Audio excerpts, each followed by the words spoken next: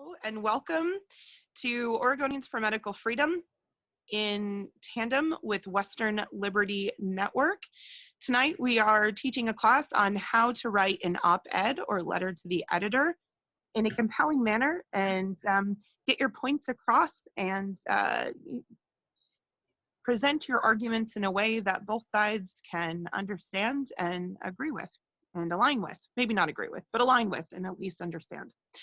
And tonight, our special guest is Mr. Richard Burke, who is the Executive Director of Western Liberty Network.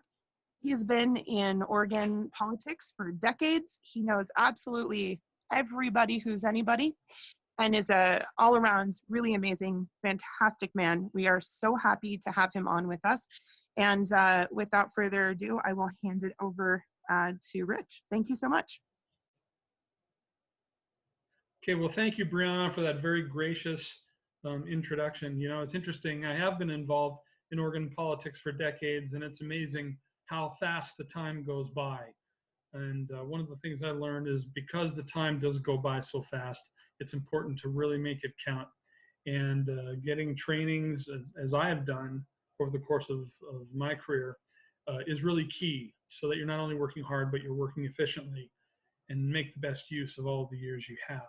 I am Executive Director of the Western Liberty Network. Western Liberty Network is a 501c3 organization that trains limited government grassroots activists how to do politics. We train them how to be citizen advocates, and that's going to be what we're talking about a little bit tonight. We also train people how to run for and get elected and serve in local nonpartisan office as a way to build a limited government farm team. Finally, we also train citizen activists how to be effective volunteers on the campaigns they care about. The training is available to everyone, and I invite you to get it. We have a weekly Zoom meeting that is free every Saturday at 1 o'clock. If you go to the westernlibertynetwork.org website, you will see the link to that if you scroll down a little bit. It's the same link every week. We have a different guest trainer. This week, our guest trainer will be Mike Neerman, and we'll be talking about assessing oneself as a candidate for local nonpartisan office. So if you ever thought about running for office or know somebody who might, this would be a good session to catch up on. They're very short. They're about 40 minutes. We want to get people in and out so they can enjoy their weekend, but give them some information as well. Finally, I would like to put in a plug for Western Liberty Network's annual conference. It will be held, it will be live, and it will be on January 30th, a Saturday, at the Tigard Embassy Suites Hotel. Attendance is limited to 50 because of the executive orders. I'm willing to break it, but the hotel isn't. So we've got 50 tickets. If you're interested in this, go to westernlibertynetwork.org. You can read about the lineup and you can register your ticket, and if you need it, you can also get lodging at a reduced group rate. And again, that's at westernlibertynetwork.org. But you didn't tune in tonight to hear me make a bunch of plugs for my organization. You came to hear some training on letters to the editor and op-eds that you might write. And I had done training like that for a number of years and decided that that can be part of what I call a personal media campaign. On your screen, you should see a PDF that I have, Developing Your Personal Media Campaign. I'll be working off that a little bit tonight, and that will include letters to the editor and things like calling into a talk radio show and that sort of thing. Later, I'll be talking about op-ed pieces, which are a little bit different and organized a little differently than letters to the editor. I have put links that you can use to get copies of the documents we're using tonight. It should be in your chat window, and as we scroll down and people say things and more chat compiles, we'll put it up again at the end of the chat session so people can find out what's going on. If you have a question tonight, feel free to interrupt me. I'm going to try to keep an eye on the chat window. If you want to send a question by chat, if you want to interrupt me with your microphone, please go ahead. I love interactive sessions, and if I'm glancing from side to side, it's because I'm looking at the different windows that I have up, so I'll try to maintain eye contact as best I can. So What I recommend people do Oh, is, hold on. I want to, I actually want to yeah, interrupt you really quickly. Two things. One is if people could please put their questions in the chat and then we'll unmute as appropriate. We don't want to get too far off base, but we do want to have an interactive session. And the other part I wanted to bring up is that I can personally attest to Western Liberty Network's training of candidates. If you might not know, I recently ran for Clackamas County Commissioner, and I was very successful in utilizing the skills of Western Liberty Network and everything that Richard Burke has to offer here. This is, as he said, extremely important, not just for getting a point across, but also for building your resume, if you will, because it's all searchable and it adds to your portfolio, if you will, and creates analytics behind your name to build a profile and a social profile for when you do decide, maybe hopefully to someday run, because let's face it, we need really great people running. Okay, back to you, Rich. thank you very much, Bree. That's very kind of you. You're going to make me blush here pretty soon, but I'm glad you're able to make use of the information. Okay, so what I encourage people to do first is make a list of media contacts. Go to the web and look up the websites of every newspaper and radio station that is within the range you want to reach. They change a lot, so you're going to want to do it often when you're going to start a major personal media campaign. You want to make sure that you get to each site. Now, they're going to have different specifications. Different newspapers will have different policies for writing letters to the editor. Sometimes they want you to provide the letter online. Sometimes they want you to fax it in, believe it or not. Sometimes they want to actually use the mail. But most of the time, newspapers want you to submit a letter to the editor on their website in an area for that purpose. They'll be in different locations depending on the newspaper. And you will sometimes find similarities because community publications, they own about a dozen newspapers, and their procedures are all pretty much the same.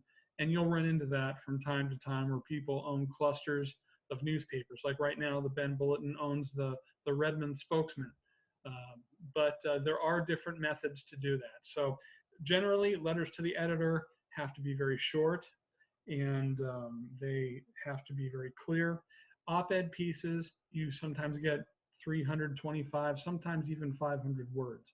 But as I said, every newspaper is different. Every letter to the editor and every op-ed has different specifications. So what you want to do is, first of all, make a list of every media outlet you want to access and find out what the website is for submitting the letter to the editor, and find out what the policies are regarding letters to the editor and op-ed pieces so that you don't violate them. If you violate these policies, they just won't even mess with you. You'll know that they're going to publish your letter or your op-ed if they contact you because they want to verify that you actually did write the letter. Most of the time they'll call. Occasionally they'll phone. Again, different newspapers have different policies. But the first important thing is to simply make a list of the contacts you want to reach, and under each item that you list, document the procedures that they use and the policies they have for submitting letters to the editor and op-ed pieces. I also like to include radio stations in that because there are a lot of radio stations that have local call-in talk shows. The most famous one is Lars Larson.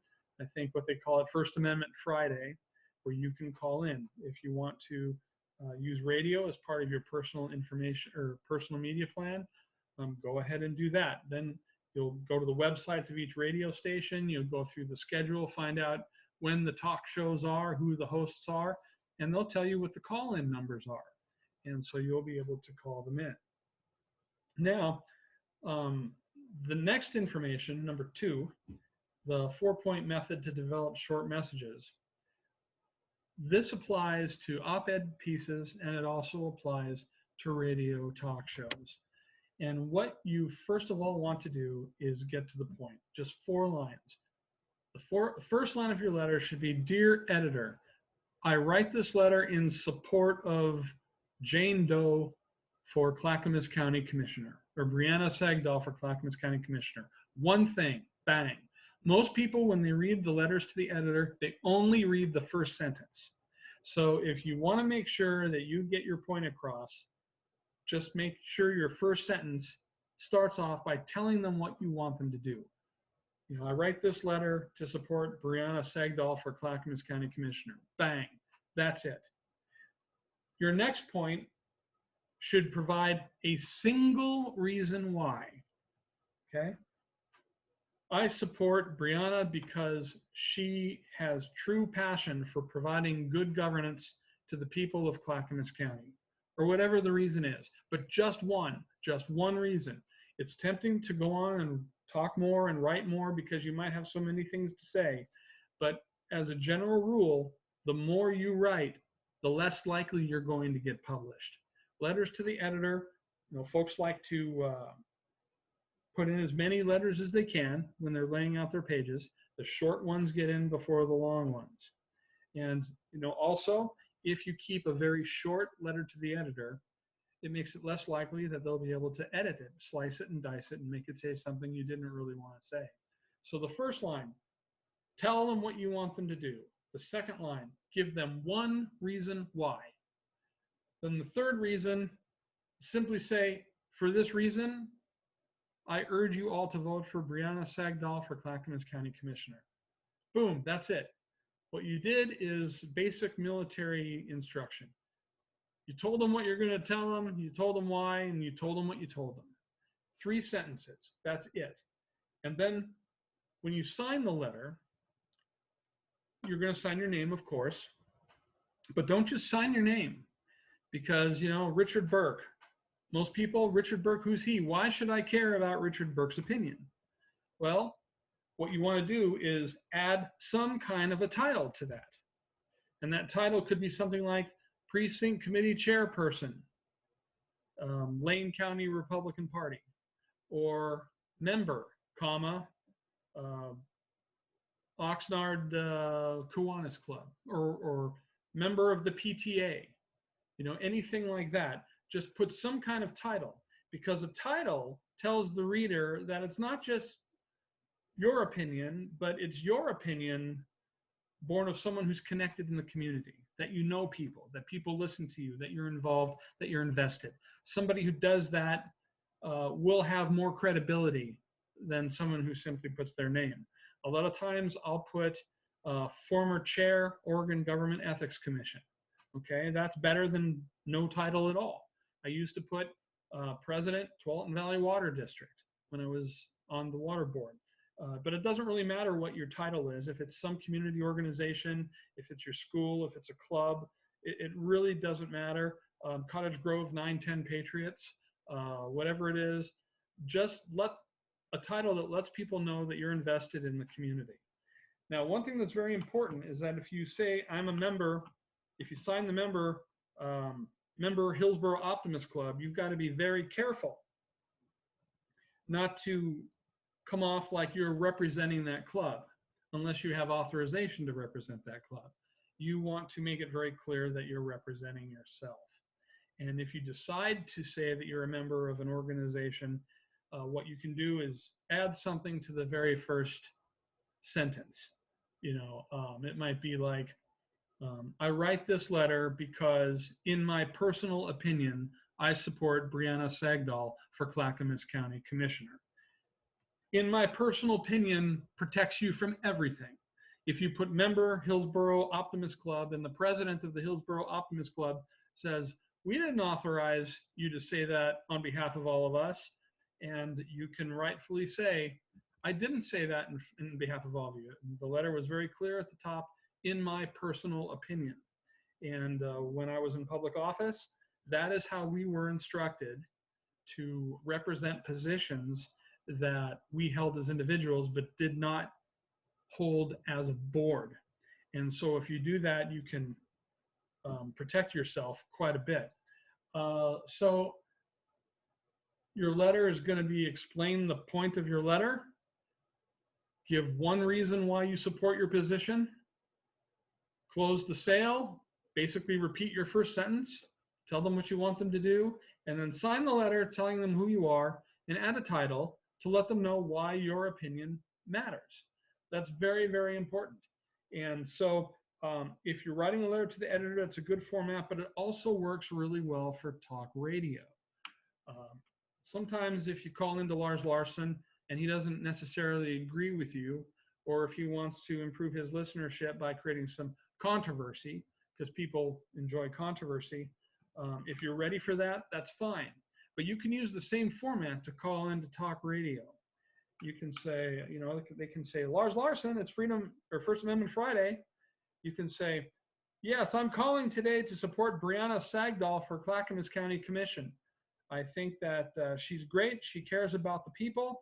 She has integrity. And for this reason, I think everyone should vote for Brianna Sagdahl. Thank you very much.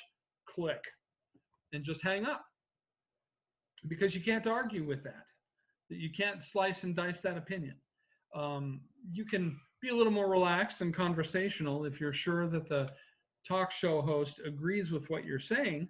But if you're not sure, use a tactic like that, because it'll get your point over the radio. It's a free commercial.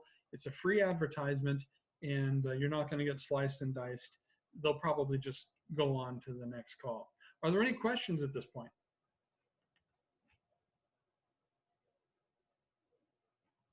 I don't see anything on chat.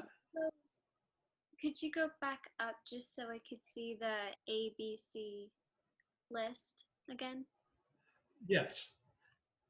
Thank you. Here it is. By the way, you can also download the document yourself by clicking on the first link I provide at the top of the chat window. You'll be able to download a PDF copy of the same document that's on screen. And later on, you'll be able to, when we're on the other document, you can click on the second link and download the second document I'll be working with tonight. Are there any other questions before I move along? I had one. Okay. I put it Go in ahead the and throw them chat. up on the chat. Let's see, I'm looking for it now. Can you help us brainstorm making up titles if we don't have anything exciting? Okay, well, remember, it doesn't have to be exciting. It just has to demonstrate that you're connected somewhere with the community. Lisa, are you a member of any clubs or organizations? I don't think so. Are you I'm a Republican part or of, a Democrat? that would not be, I'm a registered Democrat, which actually, considering I live in Okay. Corvallis, is a good thing, even though I don't vote that way. Oh, Sure. and I'm a member You can write, and you're a member of what? Oregonians for Medical Freedom, which, Okay. You can do that. You can say registered member, Democratic Party of Oregon, or member, Oregonians for Medical Freedom. But remember that if you claim that as a title, you need to make sure that at the top of your document or the top of your letter that you make it clear that you are speaking in your personal opinion. That way the county Democratic chair won't call up and yell at you, or Brianna won't call up and yell at you for purportedly representing the entire organization. You can make it very clear that you represented yourself personally, that it was in your personal opinion. You just told people that you're a member of this group, and that's perfectly appropriate. Does that help you? yeah, I think so. So if I'm in a predominantly Democrat area, saying that I'm a registered Democrat is probably helpful. Yes, I would think so. Okay. What is it? The Corvallis Gazette, if I'm not mistaken, is Yeah, the newspaper there. times. You'll probably get published as a Democrat faster than a Republican. Yes. So make sure that it's clear that it's in your personal opinion. Then write member, comma, Oregon Democratic Party or Benton County Democratic Party or something like that. Thank you. So there's something that everyone can put down as a title. Everybody does something. And it doesn't have to be excited. If it's of the Northwest Knitters Association, that's fine. A lot of people knit. The point is not to impress people with gravitas, but to just let people know that you're connected in your community and you know other people. Okay. All right.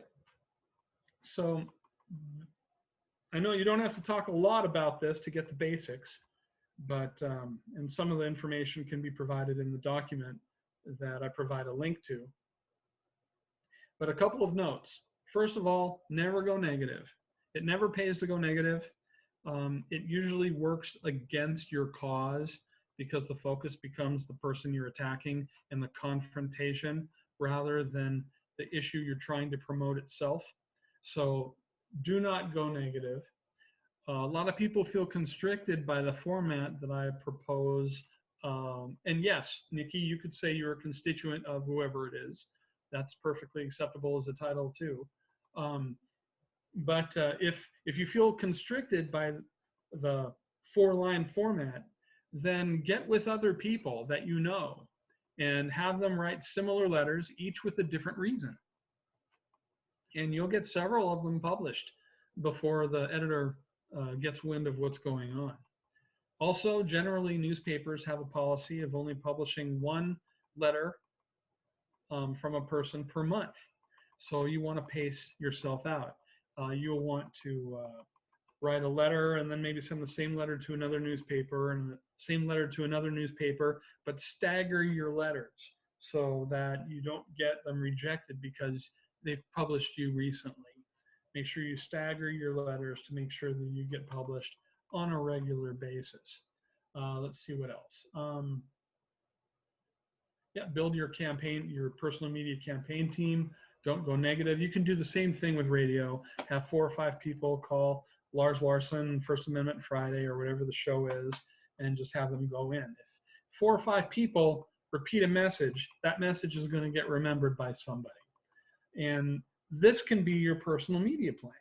And if you want, when you put down the places you want to send things to or the radio stations you want to call in, if you'll remember at the top of the document, you want to put a list of media contacts along with the policies for submitting material to them and anything else that's relevant.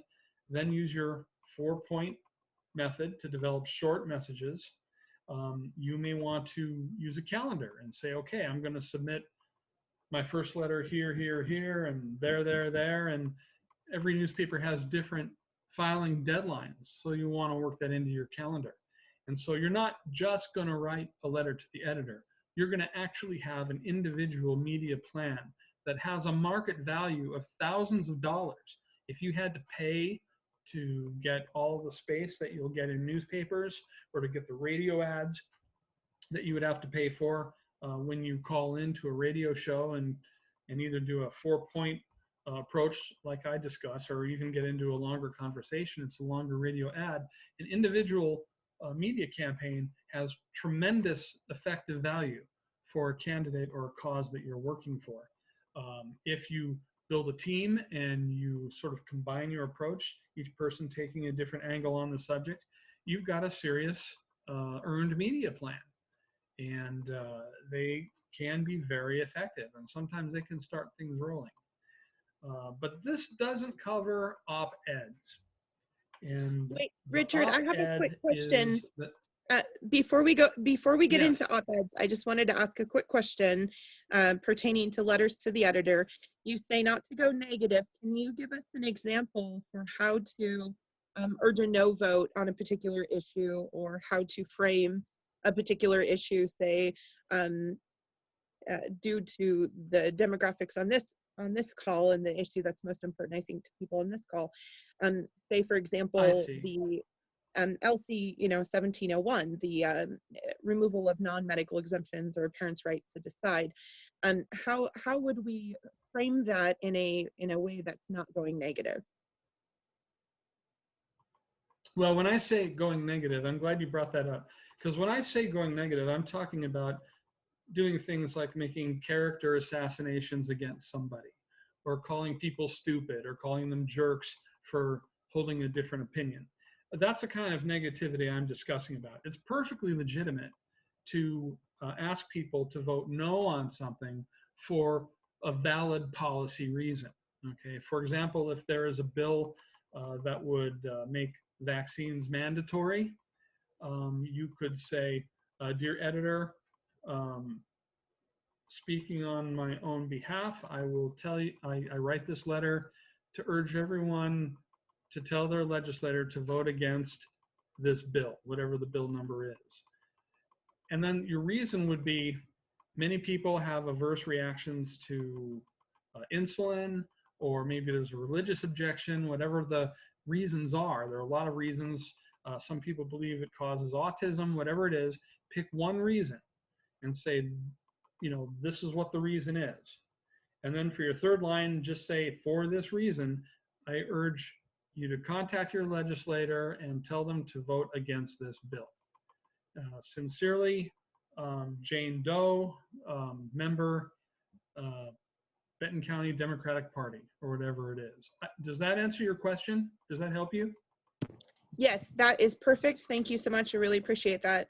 And if people would like, we can give a list of reasons if people are interested in writing on this particular topic. And there are other groups that are issue specific, and so they will be addressing particular talking points for yes or up and down votes this upcoming legislative session. And so if you stay tuned closely to Oregonians for Medical Freedom, make sure and get signed up on the website, get your email listed, or get your email registered with us. We send out almost weekly updates, and we also launched I'm just gonna do a plug real quick here. We recently just launched, or excuse me, I'm not a board member, by the way, but they just recently launched an awesome project called the Mockingjay Project. And so this project is all about activating the grassroots, getting people vital pieces of information, you know, adding facts that are challenging to the narrative and asking questions that are not being answered right now.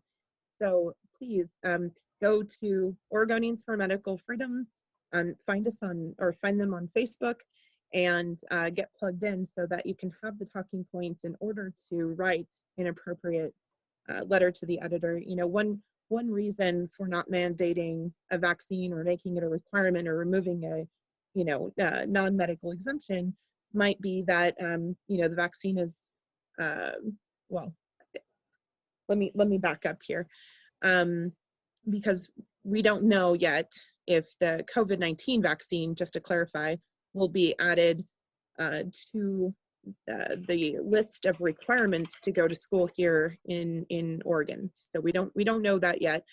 So it might be, you know, something as simple as, you know, where there is risk, there must always be a choice, or, you know, parents should be the one to make a decision over their child's, or parents and doctors should be the one to make the decision over their child's health. As you know, it's the parents that have the lifelong responsibility of children who might be injured, or something along those lines. And we can put those talking points up and discuss that further with anybody who might need it. So anyway, okay. Okay, thank you very much. A couple of questions have been zooming by here. First one is from Risa. Frequency of staggering, once a week, twice a month? I would say that depends on the newspapers. Some newspapers will print a letter twice a month from the same person. Some will only do it once a month. It's different. So that's when you're going to want to make sure that when you look up that newspaper and you go to the letters to the editor section, you look at what their policies are. One of their policies will be frequency from the same author, you. And so just plan that into your calendar. Get a calendar out and write down the dates when you can submit something to that newspaper. But remember, you can submit to other papers too. I remember that when I wrote a letter to the editor in support of Kim Thatcher, I sent it to 68 newspapers. I think something like 12 newspapers published them. But you can send them to as many people as you need to. Let's see, this other question. Let's see, where can I sign up to get notifications of future meetings like this? Well, Brianna is putting together these meetings on a weekly basis. So you can contact Brianna on how to access her meetings. Western Liberty Network is also doing meetings with guest trainers every week at 1 o'clock in the afternoon on Saturday. And you can get information about how to log on to those meetings at the westernlibertynetwork.org website. Our next one will be assessing yourself as a candidate for local office, and Representative Mike Newman will be our guest trainer. He's a good presenter. It'll be a fascinating and entertaining presenter. And let's see what else we have. A couple of other questions. Do you send the exact same letter? I would send the same letter to several newspapers and hope that one of them gets published, or they'll be published in one of the newspapers.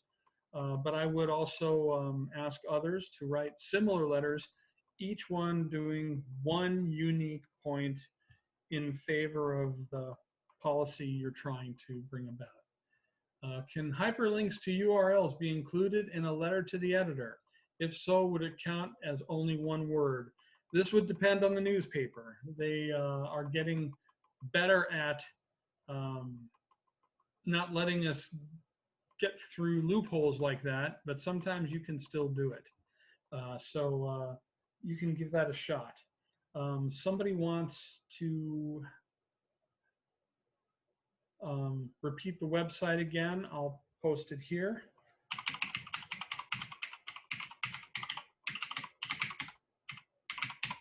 And on that westernlibertynetwork.org website, you'll also see information about our 11th annual conference to take place. Oops, I misspelled it.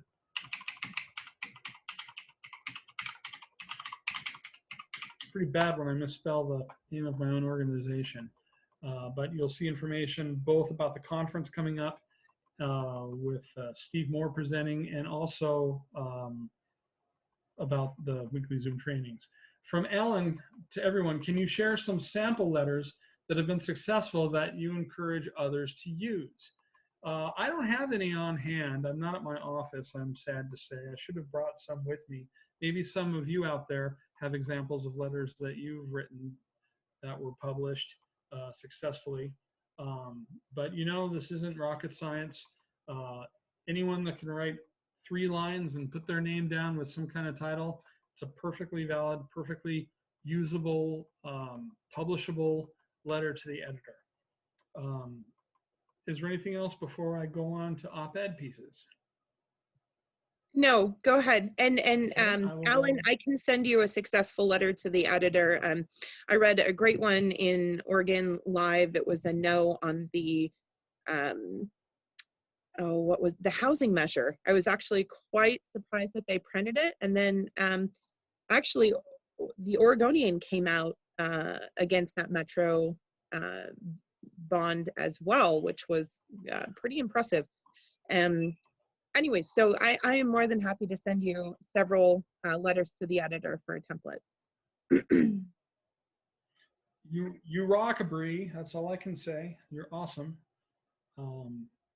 You'll see now that the screen has changed. I've got another document up. I haven't had time to lay this one out quite as nicely as the other one was laid out, but the information here is pretty much the same. An op-ed piece is a chance for you to engage in a more substantial discussion with the reader.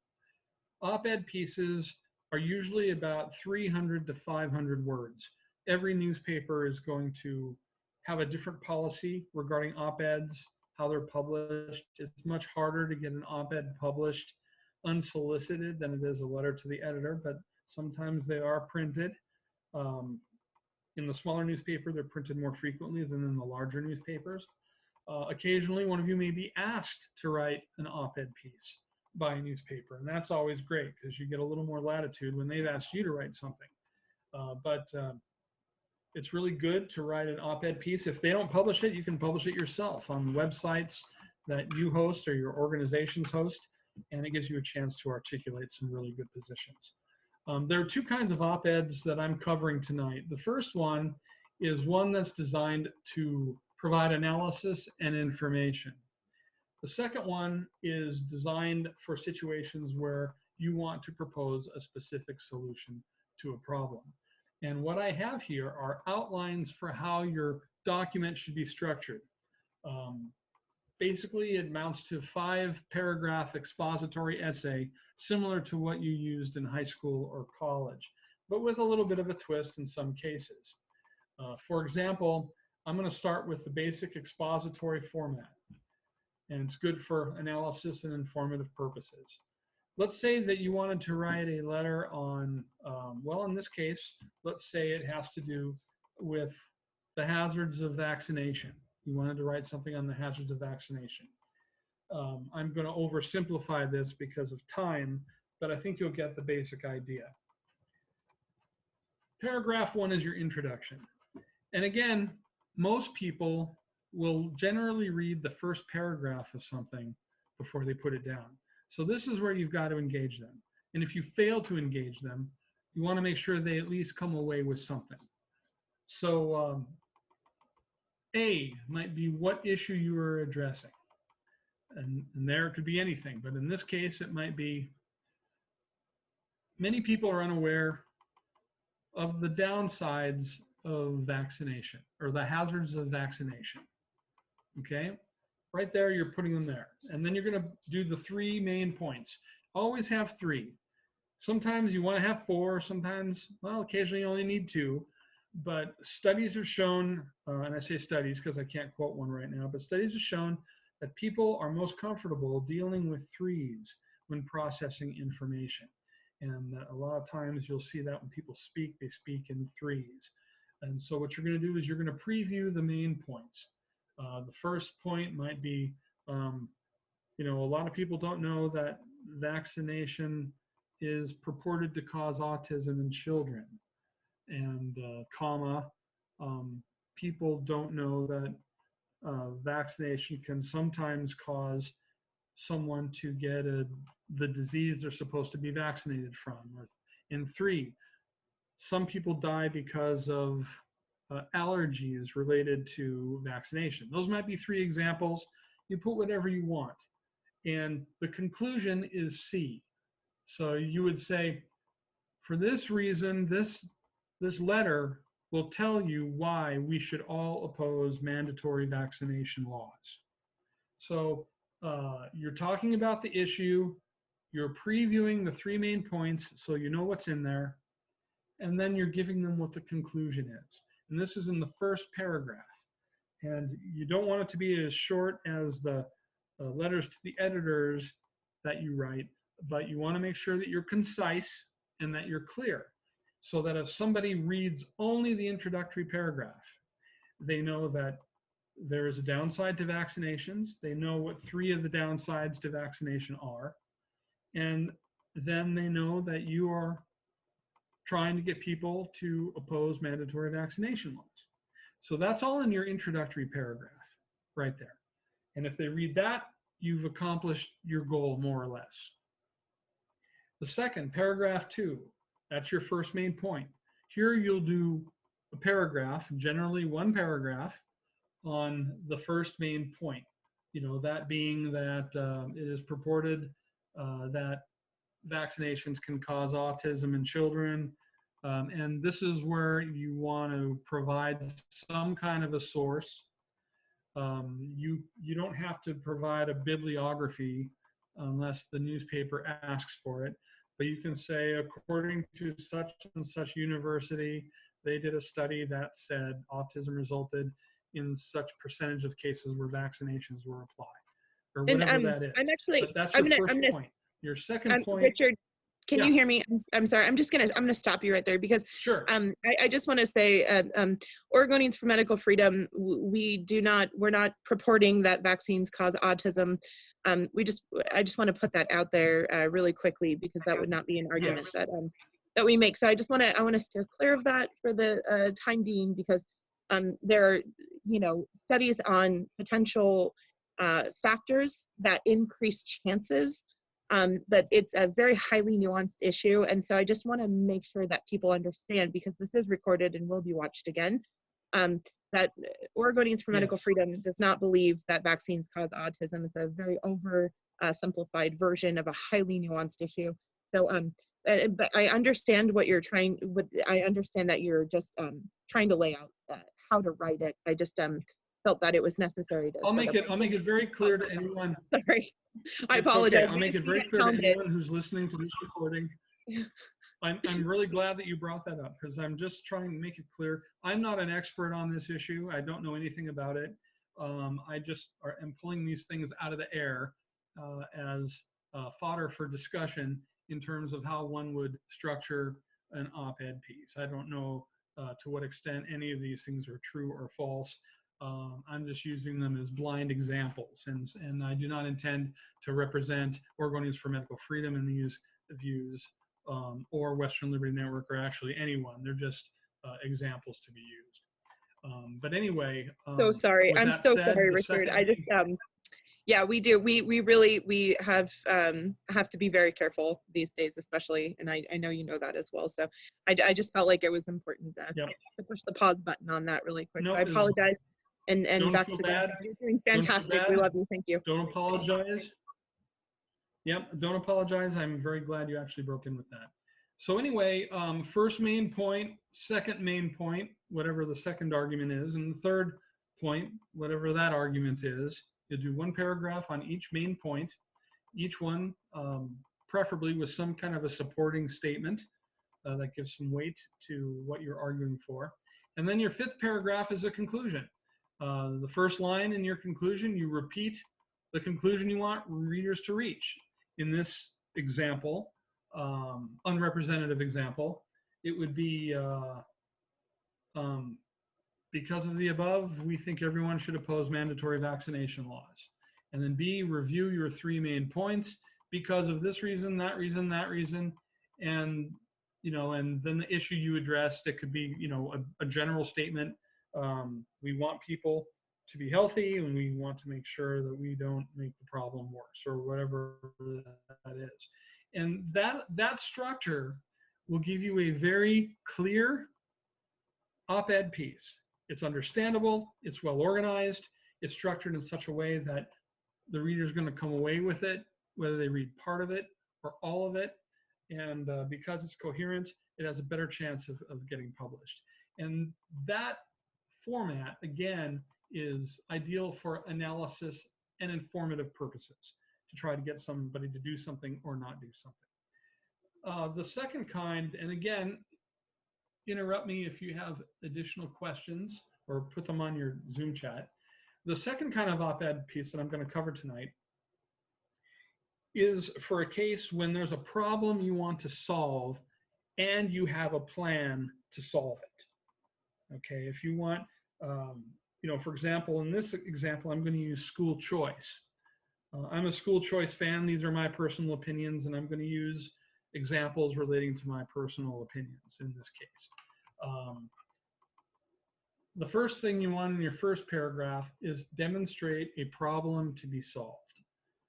And in this case, I can say point A, a harm caused by the problem. I can say that the educational potential of children is not being reached because our schools are not as diverse as our children's learning styles.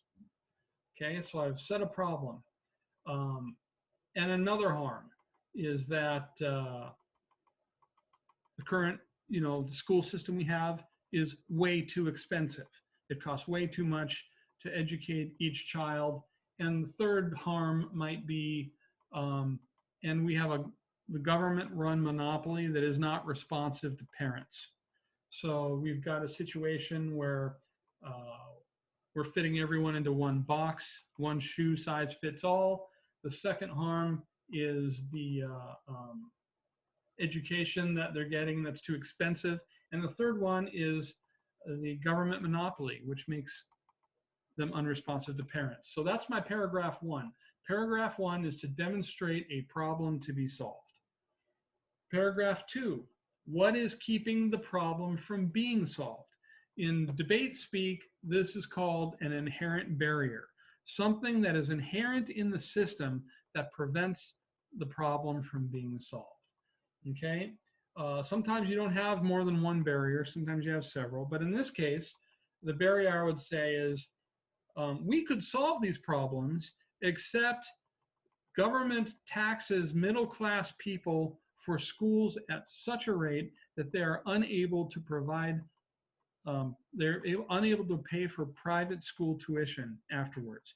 That most people cannot pay for both school taxes and private school fees. So school choice is limited to the rich because of the system we have in our government that pays for schools. So the system we have for government, which pays for schools, is the inherent barrier. And we've got our problems with the school system, and then we've got a barrier, something in the present system that prevents that problem from being solved. So those are the first two paragraphs. Third paragraph is your plan. Your plan has to do two things. Your plan has to solve for the harms you cited in the first paragraph, and it also has to overcome the inherent barrier, the thing in the present system that prevents the problem from being solved. So in my letter, or my op-ed piece, I would say we should have a system by which the money we spend on each child for public school education will follow the child into any accredited school they attend, public or private. Okay, this is my plan, to have the system where the money doesn't automatically go to the public school system or the government school system, but the money follows the child. Now, it's not my idea. It's not original. It's been around for a long time. But it gives you an example of a plan. It solves for the harm because it makes schools more diverse for each child. They have a wider selection of schools to attend. It reduces the cost of providing an education, and it creates a competitive system that is more inclined to be responsive to parents. So my plan at least purports to solve the harms. It also overcomes the inherent barrier in paragraph 2, mainly that the government system requires that all the money they spend on children for education goes to the public system, no matter where that child goes. So it overcomes the inherent barrier. So paragraph 1, what are the problems to be solved? Paragraph 2, what is keeping the problems from being solved? Paragraph 3, what is the plan that will both solve the problem and overcome that barrier? And then paragraph 4 is your solvency, the advantages to be realized with this plan. The paragraph might say something like, by adopting this plan, we will make sure that our schools, that our children have a more diverse selection of schools. They will be more likely to be able to select a school that matches their particular learning style. And it will also drive the cost of education down. Private schools already are known to be able to save money in a variety of ways, and competing for money will encourage them to provide a quality education while keeping costs low. And finally, because it's a competitive system and public schools no longer have an effective monopoly on kids, they will have to become more responsive to parents. And so then you go to paragraph 5, your conclusion. And it's simply a general statement about why we need school choice in order to solve many of the problems that plague our educational system. So that is a plan, meet, need format for an op-ed piece. I know this is a lot of this is, let's see, there's some chats up here. Sounds like you can elaborate more with op-ed pieces. Yes, that's correct, Alan. The chance of having an op-ed published is less than that of having a letter to the editor published. They both have their strengths and weaknesses. Absolutely correct. But anyway, what I want you to focus on here are not the examples that I provided, but the structure.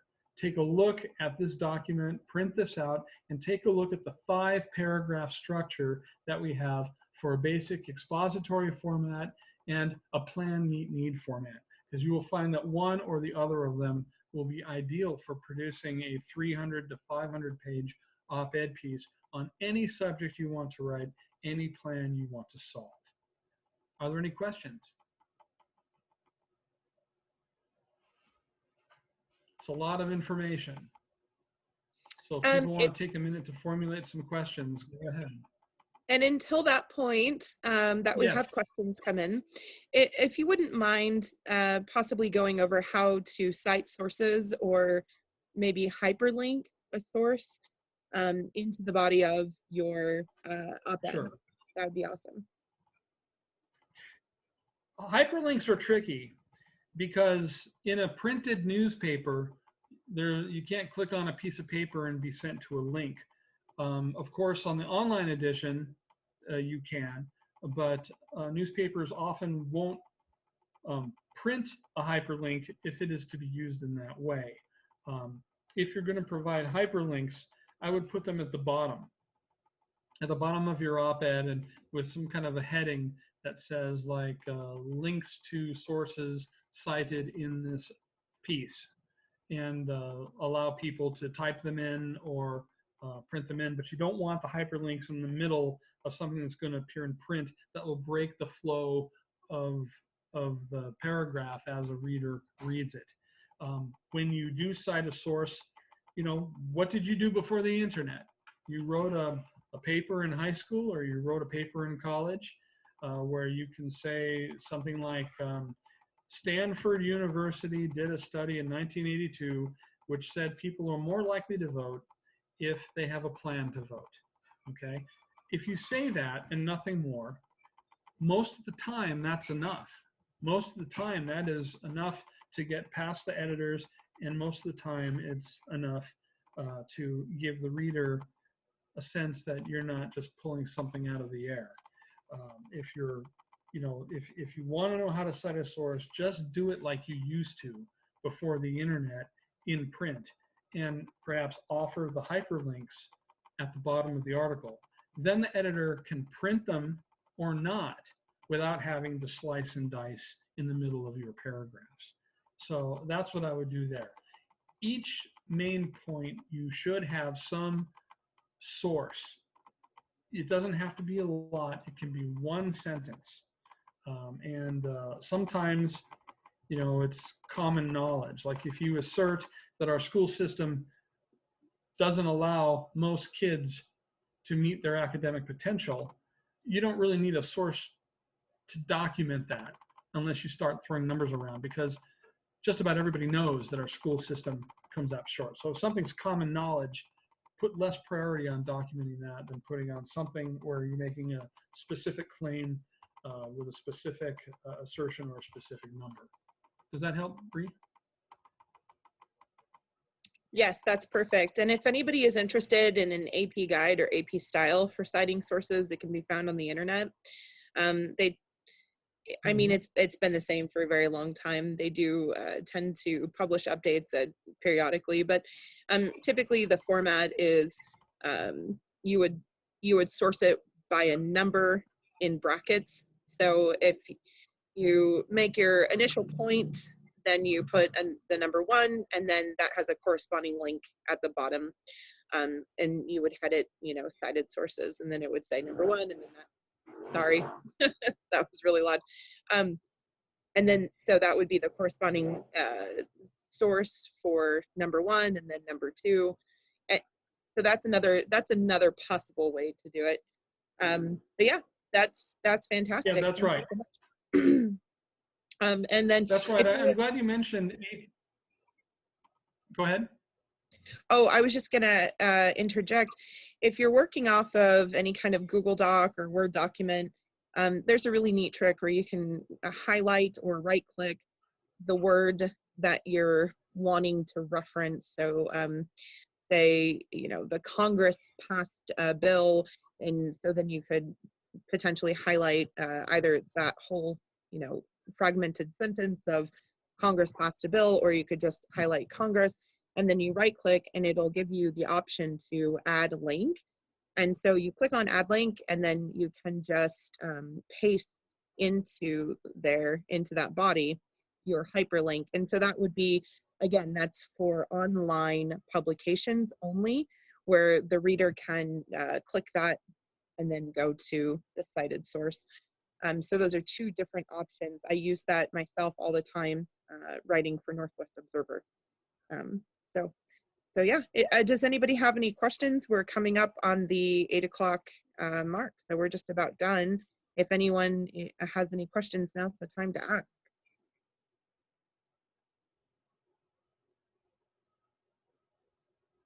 Before any questions come up, I want to say that this has been a lot of fun. I'd love to do this again sometime.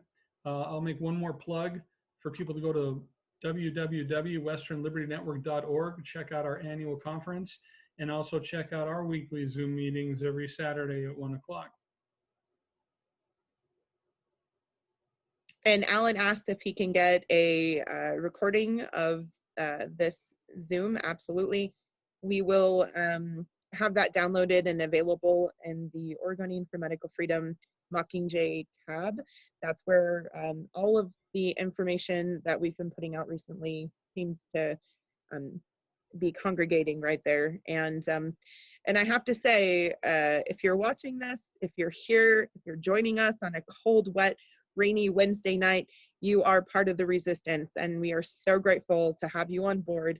It is going to take absolutely everybody who is interested, who's plugged in, who's paying attention, to push back on what is happening right now. This is a very vital time in American history, and we are so grateful that you're a part of it. So thank you everyone for being here. And thank you, Richard. Thank you. Alan Connor, to everyone. Thank you, Brianna. One thing, Alan Connor says, I'm also wondering if you're available for an in-person class. The answer is yes, just contact me. That's assuming you're talking to me. But I want to thank you again, Brianna. It sounds like you're wrapping up. I just wanted to say Merry Christmas and God bless to everyone. Thank you so much, Richard, and to you as well. We are so grateful. You are just an absolute rock star in Oregon politics and beyond. And we are absolutely ecstatic for your involvement and for everything that you do. Really, hats off to you. Thank you so much. And tell the wife hello. Thank you, everything. Something I want to add real quick is that these videos are going to hopefully be put up on YouTube, on the Oregonians for Medical Freedom YouTube channel. We're still trying to condense them so that YouTube likes us. We're also considering put them on BitChute just because they are not censoring anything at the moment, but none of this stuff really should be censored. So they probably are not going to be on the Oregonians for Medical Freedom tab if we can get them up on YouTube. But we will try to keep everybody updated as to where they're going to be. Awesome. Thank you so much. All right, you guys, that concludes our Wednesday night class. Thank you everyone so much. Merry Christmas, Happy New Year. And yeah, and then next week is Christmas, so we're not going to be hosting a class next week, I don't believe. But we will make sure and update everyone, and we'll let you know when our next class is. So thank you all so much. Have a great night. Thank you, Richard.